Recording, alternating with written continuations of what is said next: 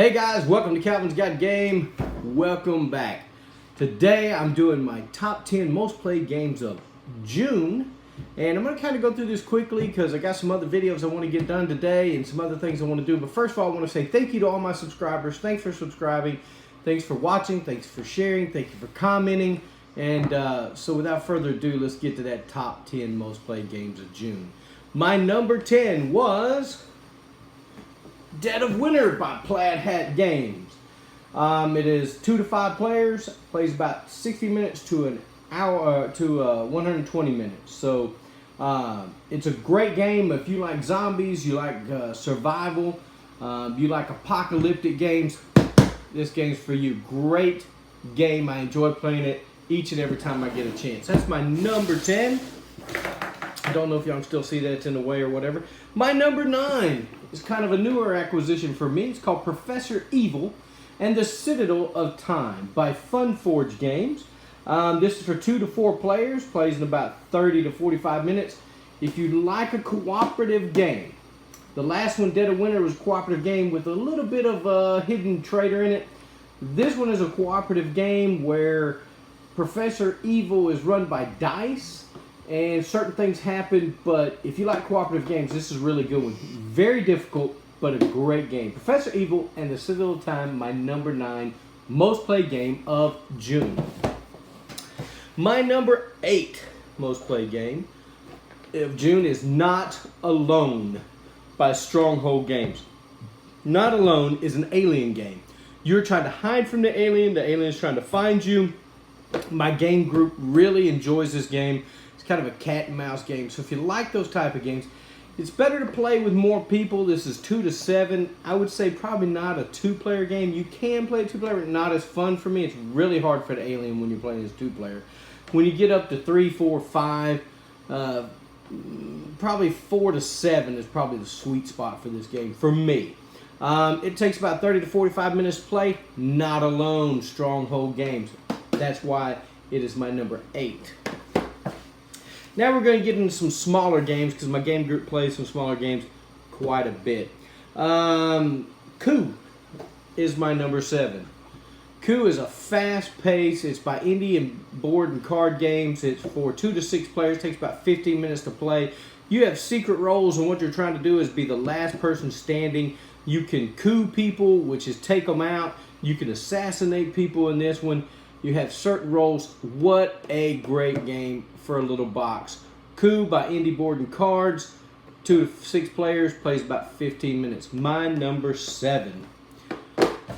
My number 6 most played game of June is Pina Pirata.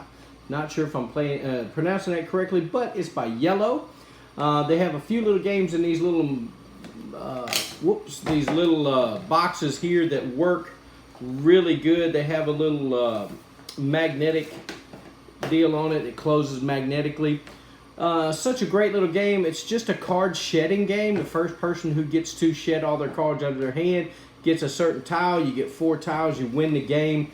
It's for 2 to 4 players, I believe. I think it might be a little more than that. 2 to 6 players. 2 to 6 players takes about 30 minutes. And each time there's some certain rules that you have to follow with all the certain suits. Great little game. I'm going to try to do a playthrough of this here soon. Pina Pirata by Yellow is my number 6 most played game of June. My number 5, Camel Up. One of the craziest games I've played is a racing game. You're basically, you don't have a certain color. You're just betting on some camels. What color you think is going to be first, second, third, or first or second, third, fourth, and fifth get you nothing.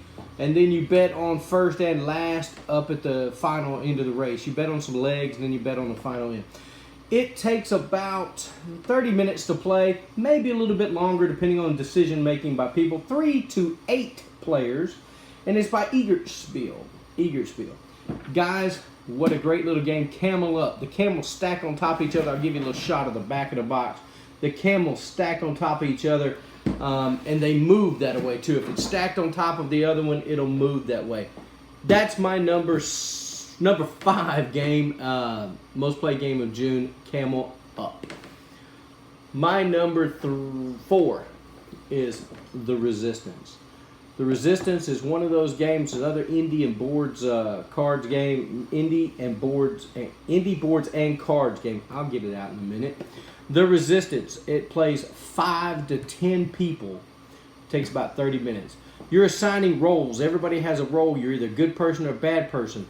If you're a bad person, you don't want any of the missions to succeed, but you have to kind of keep yourself hidden, so you don't want to give yourself away too fast. Then there are other people who are the corporation that want the things to succeed, that are the good guys, or the bad guys are actually the good guys. The good guys are the bad.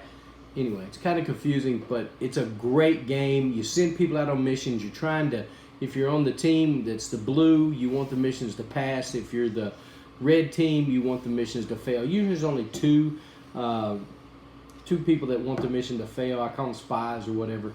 A great game for 5 to 10 people. If you got a lot of folks at the table, it takes about 30 minutes. The Resistance by Indie Boards and Cards. My number 4. My number 3. I keep looking at this list. I'm running out of games down here, but I forget I don't have one of them in my collection. Flux. Flux is such a crazy game. It's for 2 to 6 players, takes about 10 to 40 minutes, can even take longer than that if people really try to keep you from getting the goals or changing out the goals. This game is always changing. There's rules. You start out with one simple rule. Draw a card, play a card. Draw a card, play a card. But the rules will change as you go along, and it just gets crazy and fun. This is not the actual one. The regular show Flux is not the actual Flux I played. The most this month, or this last month, it was actually just a regular Flux. But any Flux will do. Great game. Y'all check it out. It's by, I can't ever think who. Looney Labs. Looney Labs makes Flux. Great little game. They got a bunch of them. Check out which one you like. Go buy it. My number 2 is Dracaries Dice. It is just a simple roll dice, take dice out. You're trying to be the one that gets rid of all their dice. Instead of a card shedding, it's a dice shedding game.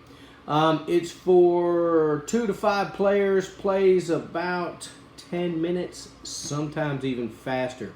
This is by Ultra Pro and Playroom. Dracaries Dice. I'll be doing an unboxing of this. There's an unboxing on my channel if you want to go check it out. But anyway, Dracaries Dice. I think if you like something like Left, Center, Right, I think you'll enjoy this. But this is so simple and small that it got played quite a bit. Everybody wanted to play it over and over again. So my number 2 most played game of June. And my number 1, which I do not own, but I play it all the time with the folks at the game store that I go to, my friendly local game store, which is Three Sons Unlimited. It's called Toons. Toons is a death cartoon kind of thing, Death Toons. It's a weird little game, but it is super fun. I'll put a picture of it over here, and you'll get to see it. It's fast-paced. It's another card-shedding game. You want to be the one to get rid of all your cards first, and the player who does that wins. But each card played has a certain attribute that you have to follow. The next person that plays has to follow. So whoever gets rid of all their cards first, hey, wins the game. Guys, that's my top 10 most played games of June. I hope to get out July's a little quicker than what I did for June. But guys, keep watching. I'm going to do some giveaways soon. I'm going to do some unboxings, some other things. Guys, thanks for watching. And most of all, remember to get a board game to the table. Spend time with friends and family. Thanks for watching.